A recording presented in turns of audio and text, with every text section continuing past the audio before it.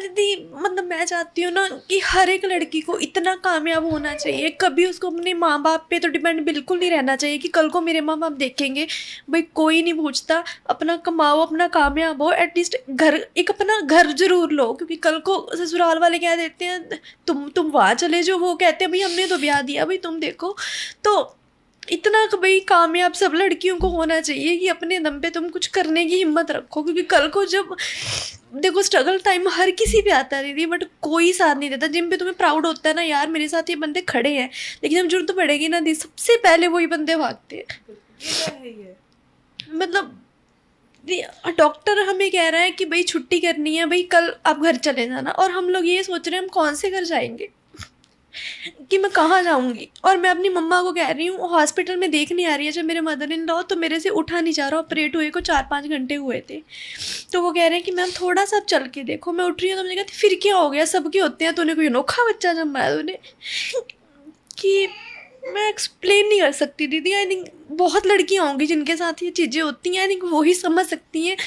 मैं एक्सप्लेन भी नहीं कर सकती दीदी वो कैसी फीलिंग कि मेरे बच्चे को मनहूस बोला जा रहा है, उसको देखा तक नहीं जा रहा, और घर जाके हमारे number block switch off phone करे जा रहे हैं कहीं यहाँ ना उसको ले आए गलती से भी।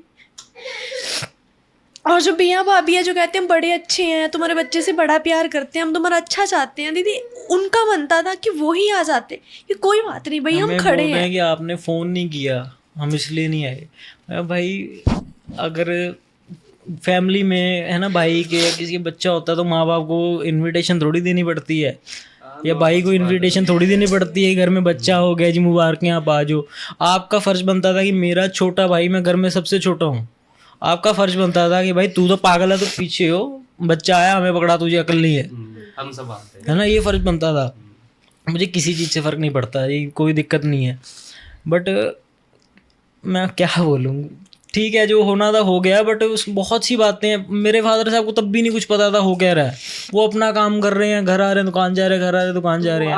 आपकी जो फैमिली, आपके भाई, आपके पापा स्टार्टिंग से ही ऐसे थे या एकदम ही बिल्कुल स्टार्टिंग से नहीं ऐसे थे। फादर साहब तो मेरे इतने प्यारे, मतलब शुरू से इतने प्यारे थे ना, वो जितना प्यार मेरे को करते थे ना वो किसी से नहीं करते। वो खुद बोलते थे कि बेटा तू है साथ में तभी आऊँ, अगर तू मतलब जैसे कहीं मैं तेरे को बाहर नहीं भेज सकता, मैं तेरे बिना नहीं रह सकता, मैं उसको भेज दूंगा, तेरे को नहीं भेज सकता कि मैं तेरे बिना नहीं रह सकता। भाई करते थे, सबके सामने एग्री भी करते थे, नो डाउट एग्री भी करते थे।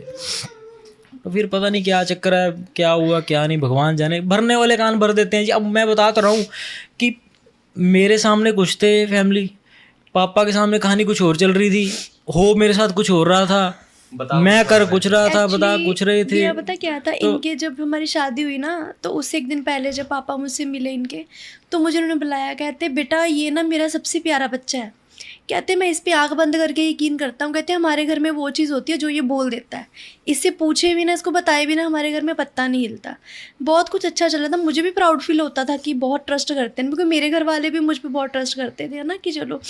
तो क्या हुआ जब शादी हुई, जब भाभी आई ना घर पे, उसने हर चीज़ पे छोटी छोटी चीज़ पे बोलना शुरू करा, ले आप बड़े हो आपको क्यों नहीं पूछते, ये छोटा है इसको क्यों पूछते हैं, हर चीज़ में उसको चौधरी क्यों बना रखा है। तो भाई को कोई दिक्कत नहीं थी, बट उसको इतनी दिक्कत थी कुछ किसी भी चीज़ में अगर मैं फर्स्ट प्रेफरेंस मिलती थी ना तो उसको दिक्कत होती थी कि इसको क्यों हमें क्यों नहीं। तो कहीं ना कहीं ये लोग ही हैं जो आगे जाके ख़राब करते हैं।